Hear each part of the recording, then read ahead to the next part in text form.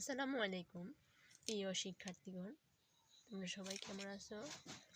আজকে আমাদের এই যে আমরা 8 নম্বর চিত্রে রুমাল কাট জামাটা শিখলাম, ঠিক আছে? তো এখন রুমাল কাট আমরা জামার প্রথম অংশ শিখলাম এবং দ্বিতীয় অংশ শিখলাম। জামার হাতা কাটিংটা আমরা শিখে নিই, ঠিক আছে? তো এখন রুমাল কাট জামার জন্য আমরা রুমাল কাট হাতা কীভাবে কাটিং করব।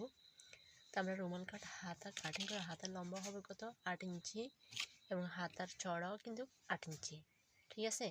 লম্বা এবং চড়া সবসময় সমান সমান রাখতে হবে। আবার এখান থেকে মাছ বরাবর এখানেও 8 ইঞ্চি রাখতে হবে। এটা হচ্ছে কি মুহুরি, এই যে হাতার লম্বা এদিকে হবে, এই হাতার মুহুরিটা হবে এরকম গোলাকার, এটা মুহুরি। আর হাতার মোহরা হচ্ছে যে এইখানে দেখো একবারে মোহরা একবারে ছোট।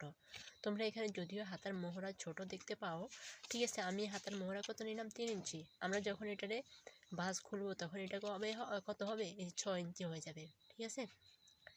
আর এই হাতার মোহর আমরা গোলাকার আকৃতিতে যখন আমরা জামার সাথে অ্যাডজাস্ট করবো লাগাবো আর কি, যখন এটা আমরা অ্যাডজাস্ট করবো তখন কি হবে, তখন আমাদের বরাবর হাতার কাটিংটা কিন্তু 6 ইঞ্চি 6.5 ইঞ্চি হয়ে যাবে। কেন, এই যে কাপড়টা এখানে এই আড়াআড়িভাবে কাটা হয়েছে, এই জন্য এটা যত টানা হবে ততই কি হবে, লম্বা হয়ে যাবে। তা আমরা অবশ্যই এখানে আমরা আমাদের জামার মোহরের মাপে এখানে হাতার মোহরিটাও এখানে কাটিং করব।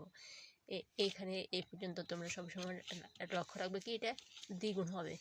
তো অবশ্যই এখন আমি সাধারণত আমাদের আমরা যখন গড়ি হাতা, তারপর লম্বা হাতা বা 3/4 হাতা, বিভিন্ন স্টাইলের হাতাগুলো যখন কাটিং করি আমাদের মোহরা কিন্তু এরকম হয় না।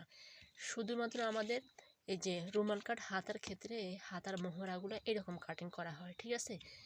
তো অবশ্যই আমি তোমাদেরকে দেখাবো কীভাবে গড়ি হাতাটা কাটতে হয় এবং কীভাবে এই যে হাতাগুলো কীভাবে কাটিং করতে হয়।